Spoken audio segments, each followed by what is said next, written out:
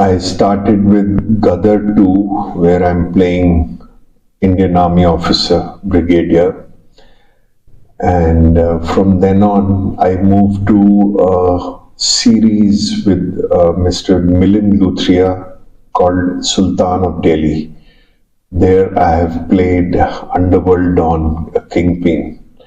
This is a story about the underbelly, the whole corruption, organized corruption in Delhi in the 1970s. So it's a period drama.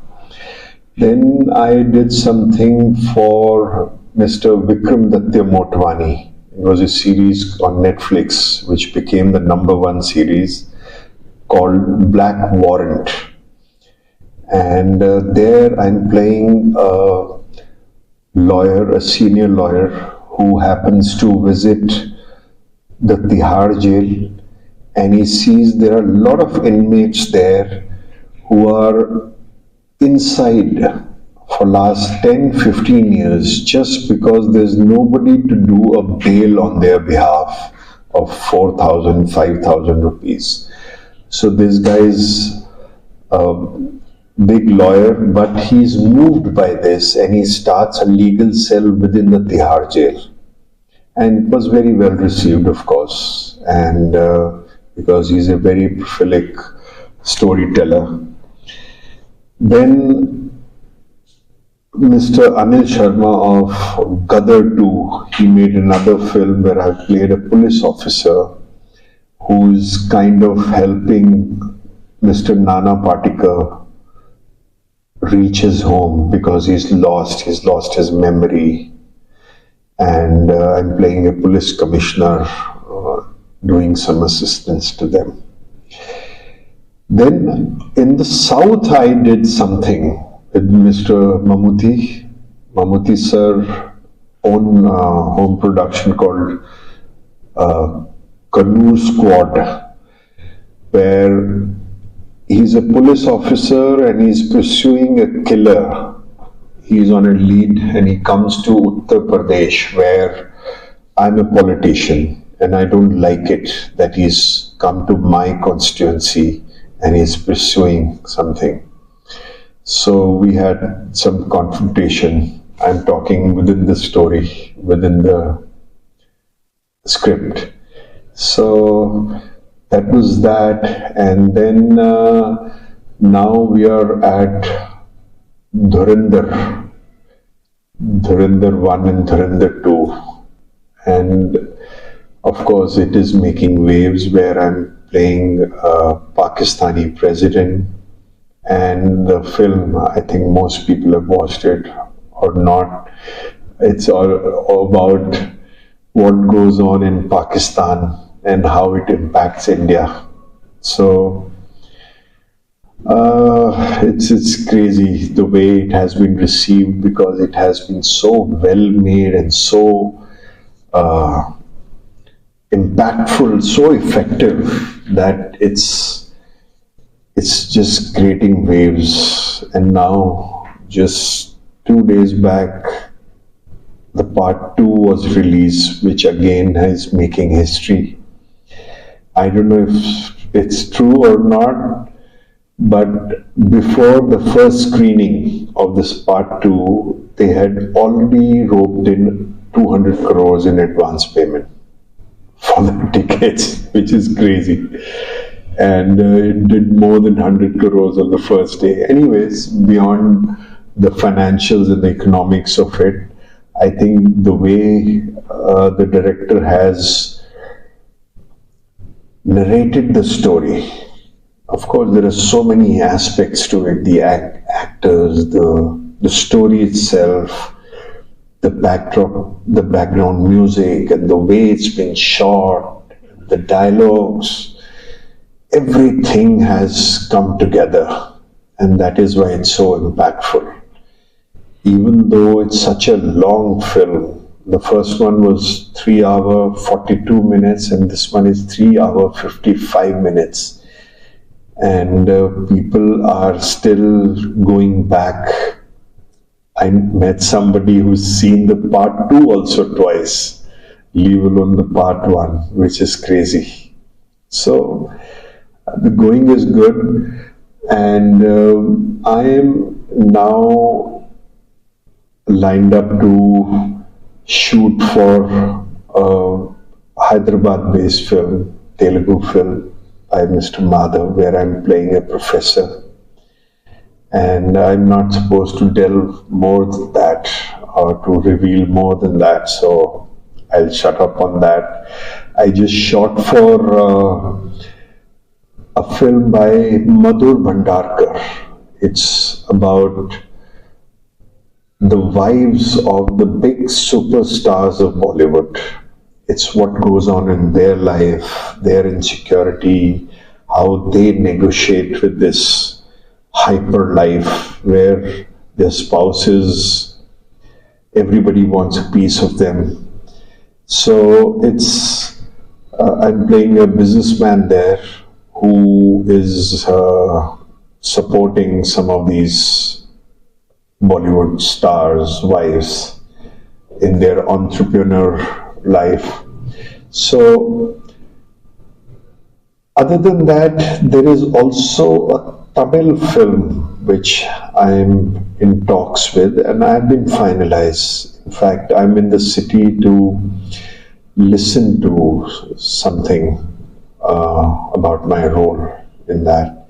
And I'm looking forward to that because that's a pan-India film, not just because of the size of it, because it's being done by a very big maker, but also because of its emotional connect. It's about a social story which impacts all of us. It's not just pan-India, it's pan-world. So I'm looking forward to that. And I hope I can keep coming back to Chennai more often. Thank you.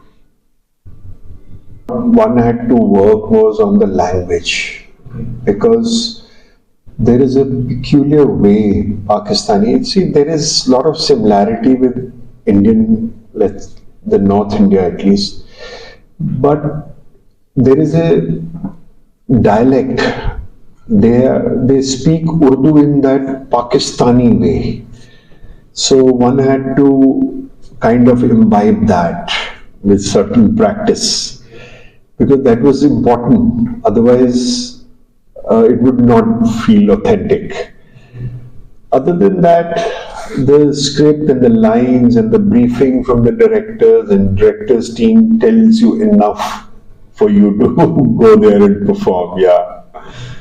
Have you seen any documentaries about Asia? To see. I didn't see. Okay. Because I was not going to copy. Okay. I wanted to get the dialect right. I wanted to get his mannerisms a little, but not really copy. Because I have to be true to what's going on in that moment.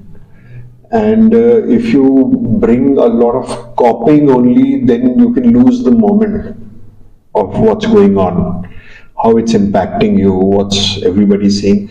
So one, as an actor, you have to go into the psyche of the person and the given circumstances. And there is a beautiful circumstances.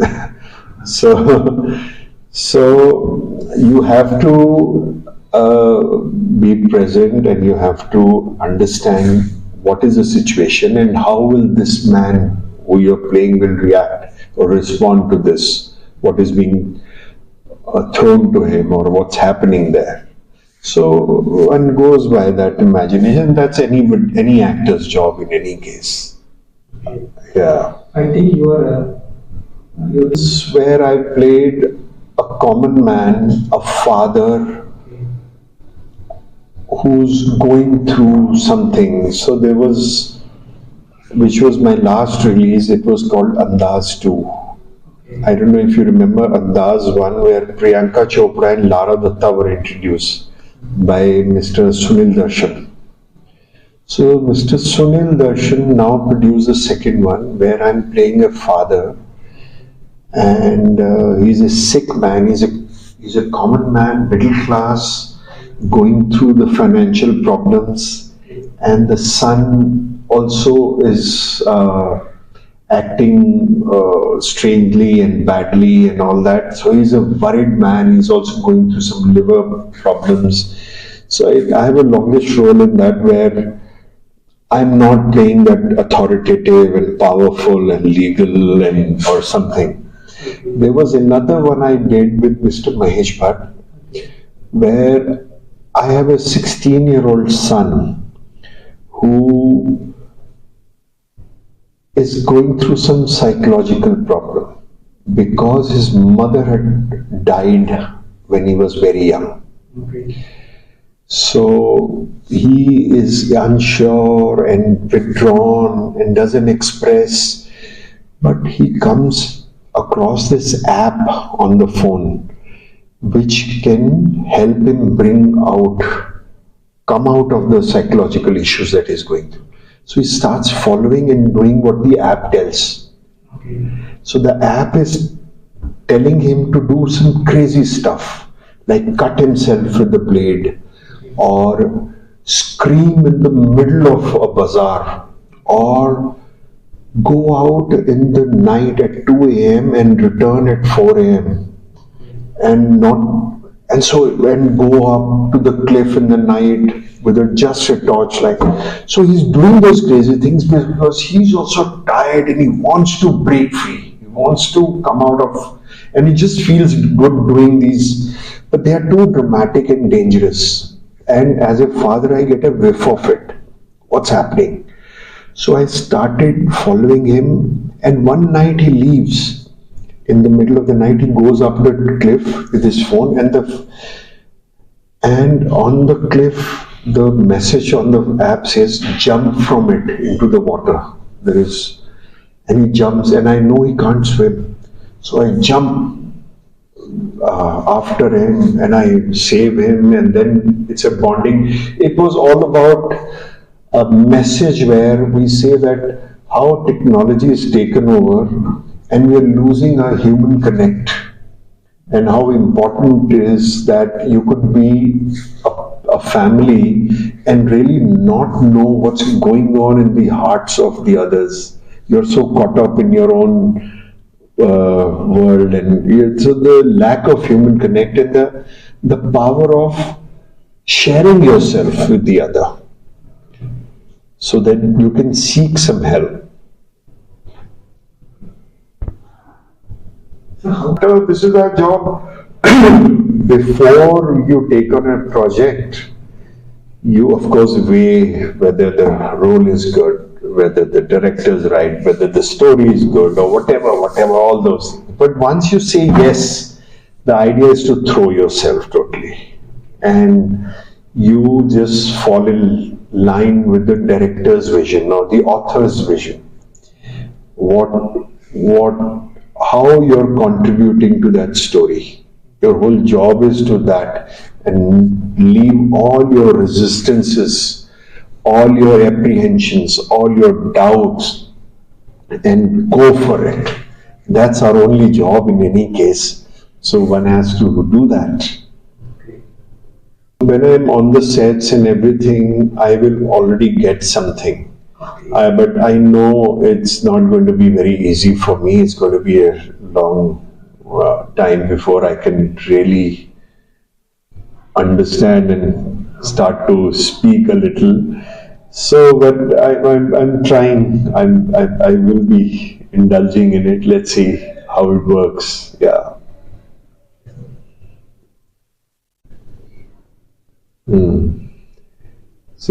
So you were asking something? No, sir, you said some Tamil big maker. Yeah, the talks are on. Basically, I'm trying to understand the role. It will take them about 2.5 months to go on the floors.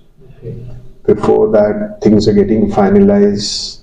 All that is going on, and I'm excited about that because it's also slated to be pan-India film. Okay. Yeah. Sir, you are now in Chennai. So one is getting reports. I've met people who are telling me how it's going on there, and there is shortage of tickets and tickets being expensive, and still it's like house full. So I'm getting reports on that. Whether or not I will be watching with the local audience, I don't know. Depending. If I get a chance, I'd love to do that and see the reaction, how it's being received. But I'm getting all the reports here. Yeah, people, such a long film and they are still there, fully engaged. Thank you. Yes, I will do. Yes, thank you. Okay, sir. So maybe this time it can really help.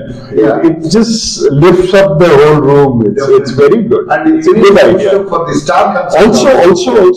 Even big filmmakers and stars. Correct. Everybody has done it. Yeah. So that could also trigger. It helps the whole. Response. Yes. It just hypes up the whole thing. Yes, sir. Why not? Yeah, it should be done. Yeah. You can talk with that. Have you seen any Tamil films? So lovely, so powerful. But of course, so many one has seen Thalaivas, sir, you can't ignore. Wherever you are, you will get to see that. And then Kamal Hassan, sir, of course, you've seen so many makers and filmmakers one has seen. No question. Yeah. How do you like to work? I like the dream project like that. dream character. Earlier on, I used to think, sometimes I used to think I want to do only classy cinema, sometimes I used to think massy cinema, all this. But now I'm more about the story and my role. I'm more onto that. And also I understand that this distinction between classy and massy, if a story is told truthfully and there is honesty in that, there is no forcing, then it works and it's fine, it doesn't matter. It's the same thing but a different spectrum of the same thing. So I'm looking at, as a dream project, I look for something which is a sweet spot between classy cinema and a massy cinema. You know what I mean? Where it's broader strokes, but it's also something underneath, something stimulating for the mind and for the heart being said. Something which connects on a deeper level also. Not just on emotional level. Of course, emotional level is the biggest requirement, but my dream project would be a cinema that caters to both these at the same time. And there have been examples like this, examples like Three Idiots and all, which was massy appeal also, but also very classy in their messaging and subtext.